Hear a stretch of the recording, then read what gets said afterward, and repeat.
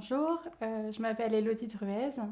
Donc, je suis doctorante en fin de thèse à Sciences Po, donc au Centre d'études européennes, et à l'INED, l'Institut national d'études démographiques.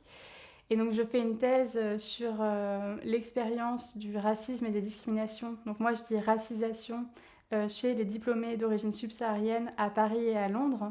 Et en fait, je m'intéresse plus spécifiquement à la manière dont ils politisent cette expérience et en quoi ces expériences de racisme et de discrimination vont influer sur leur rapport aux politiques, et notamment sur leur orientation politique et sur leurs comportements électoraux.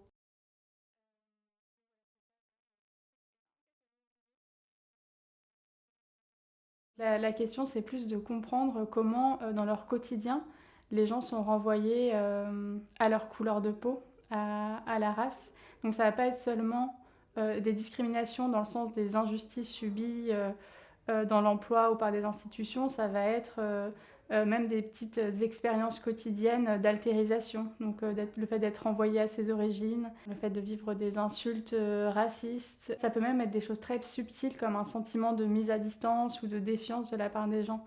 Donc c'est pour ça que moi j'utilise un terme beaucoup plus englobant, qui est le terme de racisation, pour comprendre comment se joue la question raciale sous toutes ses facettes dans les interactions sociales.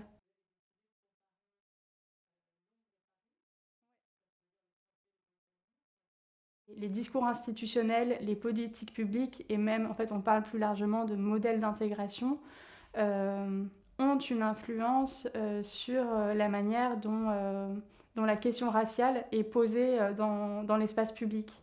Donc en France, on est dans un espace public colorblind, c'est-à-dire qu'on ne parle pas des questions raciales, et d'ailleurs on ne parle pas de race en France, c'est presque un mot tabou, un gros mot. Alors que dans le cas britannique, c'est totalement l'inverse. C'est un terme qui est utilisé et c'est un angle d'attaque qui est mis très en avant dans les médias, dans les discours politiques.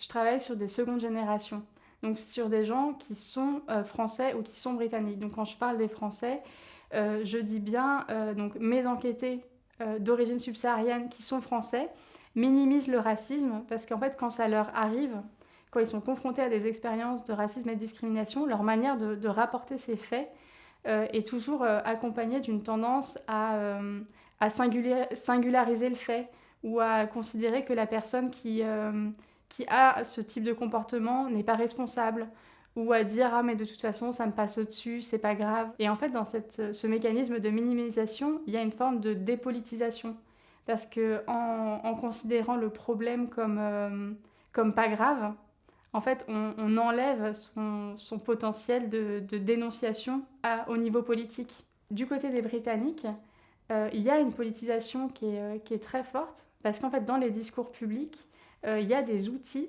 qui leur permettent de se sentir légitimes à dénoncer le racisme et les discriminations, de considérer le racisme comme quelque chose qui ne leur arrive pas de manière individuelle, mais comme quelque chose de collectif.